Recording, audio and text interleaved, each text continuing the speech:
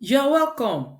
I am Miss Becca, and in this video, we will be solving some indices exam questions. If you come across this type of questions in your exam, how do you solve them?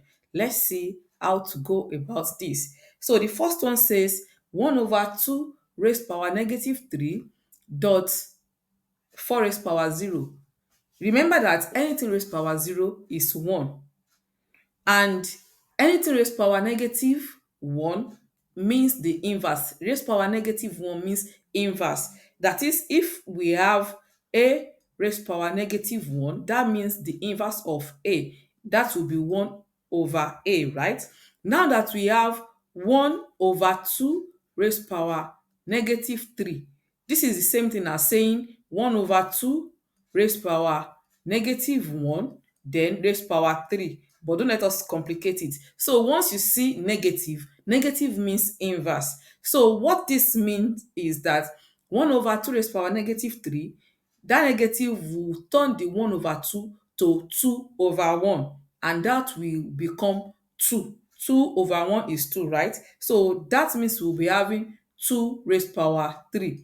The negative there has turned the 1 over 2, the negative here has turned it to 2 over 1 raised power 3, and 2 over 1 is 2. So that means we'll be having 2 raised power 3 dot, what is 4 raised power 0? That's 1. And what is 2 raised power 3? 2 times 2 times 2, that's 8. 8 times 1, that's 8. So this is the answer for the first question. Now the second question says, do you need personalized help? Click the link in the description to message me directly. 10 raised power 10 raised to power negative 1 plus 10 raised power 0 plus 10 raised to power 1. Don't forget, anything raised power negative means inverse. Anything raised power negative 1. So 10 raised power negative 1 means 1 over 10. Then 10 raised power 0 is 1. Anything raised power 0 is 1. Then 10 raised power 1 is 10. Then we add. You can find the LCM, so that the LCM would be 10, and here we would have 1. 1 will go in 10 10 times. 10 times 1, that's 10. Then plus 1 would go in 10 10 times. 10 times 10, that would be 100. So this would give 111 over 10. And then 111 over 10, that's going to be the answer. Then you can leave the answer in mixed fraction. 10 would go in 100 and 10 would go in 111 how many times? It would go 11 times. So this would be 11 whole number 1 over 10. Then the third question says 3 raised to power negative 2 dot 3 raised to power 4 then over 3 raised to power 3. How do we solve this? Don't forget the laws of indices. Look at the first law of indices.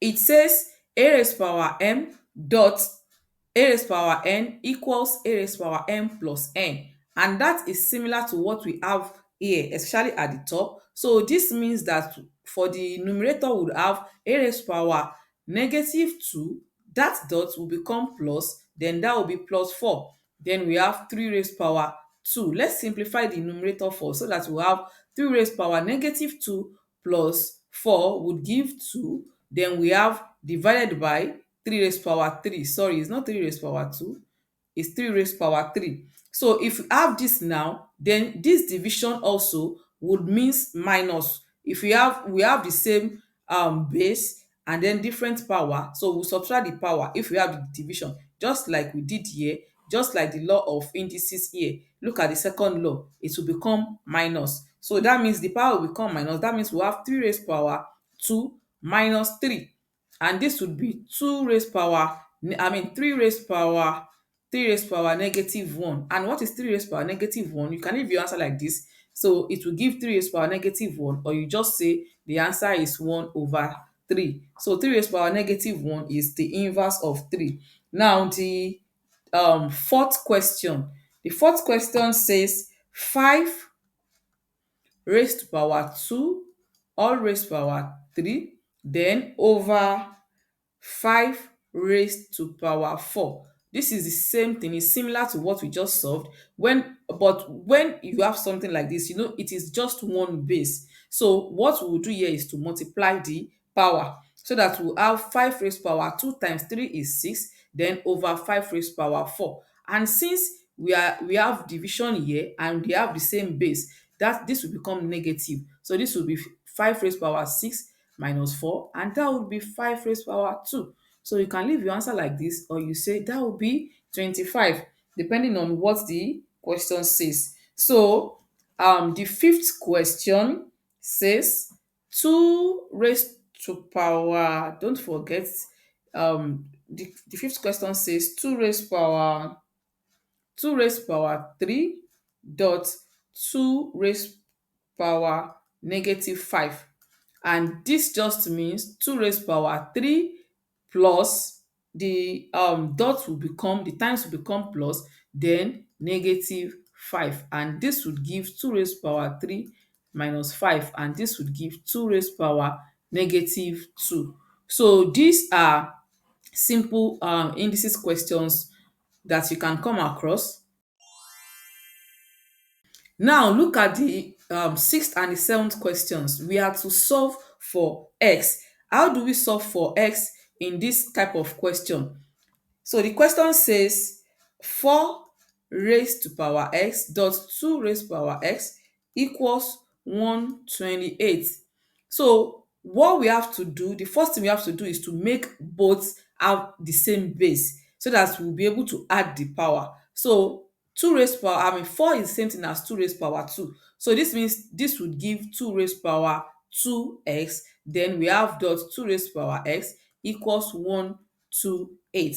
Then we can add the powers so that we have 2 raised power 2x plus x equals, let's also make this to be in power of 2. So 128 would give 2 raised power 7, because if you multiply 2 7 times, then it would give 128. So that means we'll be having 2 raised power 2x plus x here would give 3x, and that will be equal to 2 raised power 7. Since we have the same base on both sides, then we can equate the power.